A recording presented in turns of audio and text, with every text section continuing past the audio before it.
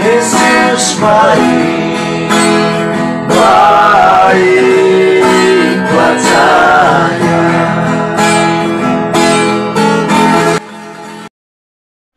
Ini menjadi kalimat kunci saya untuk beberapa waktu terakhir. Doa itu membiarkan seluruh pikiran dan perasaan kita Tuhan kuasai. Kenapa? Karena kalau pikiran ini kita biarkan, dia menjadi liar sekali. Kayak ular minyak. Perasaan juga ini kalau kita biarkan itu, ini perasaan pemau ini aneh-aneh. Jadi harus minta Tuhan untuk kuasai pikiran dan perasaan.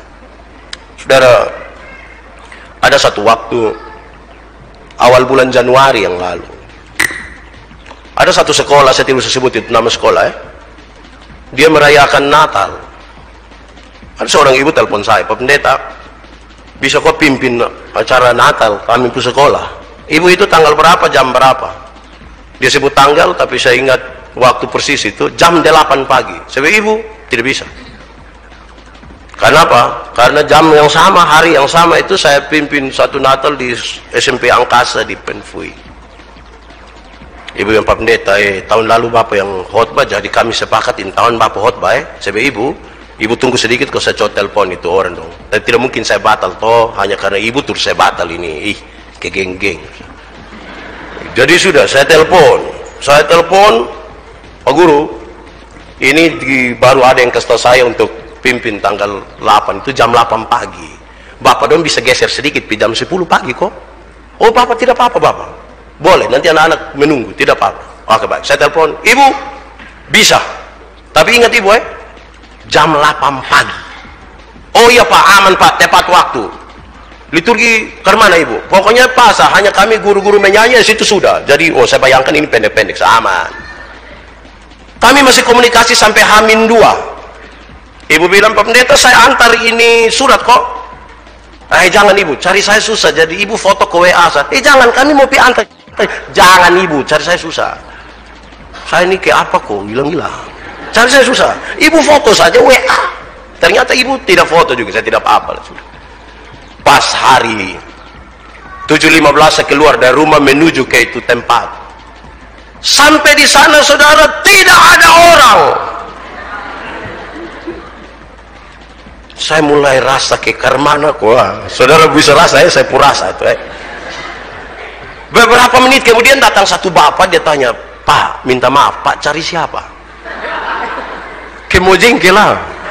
Terus saya bilang begini, Bapak, ini sekolah ini ada Natal kok, karena saya mau datang pimpin di sini.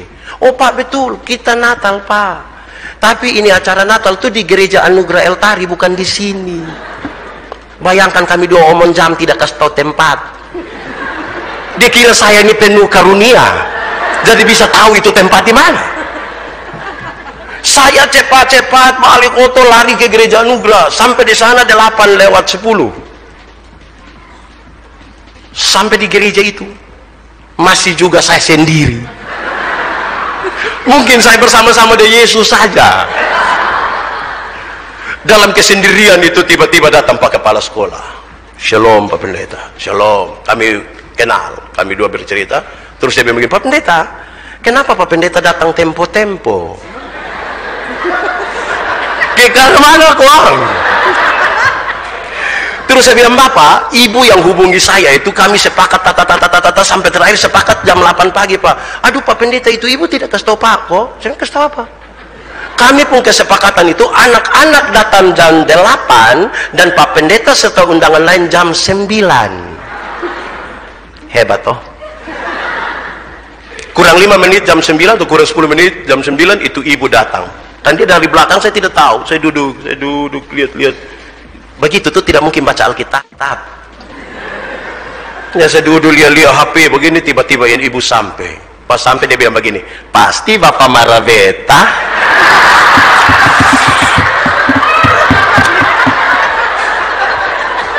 Bisa rasa kok saudara? Bisa rasa itu tak cek kok? Mengerikan saudara itu. Ini mau pelayanan ini mau pelayanan. Karena tadi acaranya saya pikir di sekolah, saya pergi pakai batik saja cukup. Tapi sekarang panitia di gereja atur harus pakai mimbar utama. Saya tidak mungkin naik mimbar utama pakai batik. Pulang ame toga itu persoalan besar. Ibu pendeta, yang pendeta di situ ibu, nama pakai dia punya. Ya tidak mungkin ibu masalah sudah. Saya pusing ingat saya, oh puji Tuhan. Ternyata waktu pimpin hari Minggu saya tidak turunin toga dari mobil. Oh baik, saya ambil.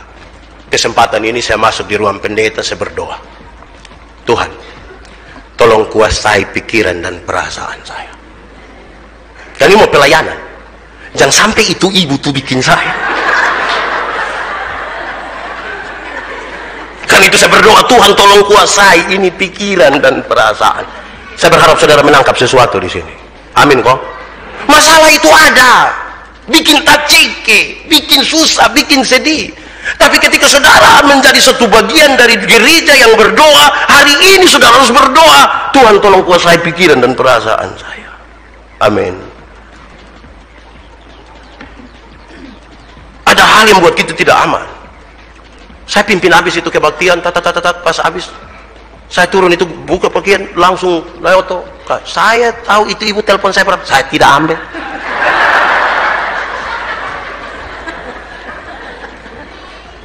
Siang jam 2 dia datang di rumah minta maaf. Saya rasa berdosa sekali. Kenapa? Tapi memang manusia. Itu kata manusia itu yang biasa bikin celaka kita. Karena ketika kita bilang manusia, kita melegalkan segala sesuatu dan tidak membiarkan pikiran dan perasaan kita Tuhan kuasai. Tadi saya bilang, kalau Anda membiarkan pikiranmu, tidak membiarkan pikiranmu tidak dikuasai oleh Tuhan, liar itu pikiran. Perasaan pun liar. Saya bilang kepada anak-anak muda, kamu harus jaga itu perasaan. Sebab kalau tidak jaga itu perasaan liar. Semua yang bernapas kamu suka habis. Karena itu jaga itu perasaan. Yesus baik.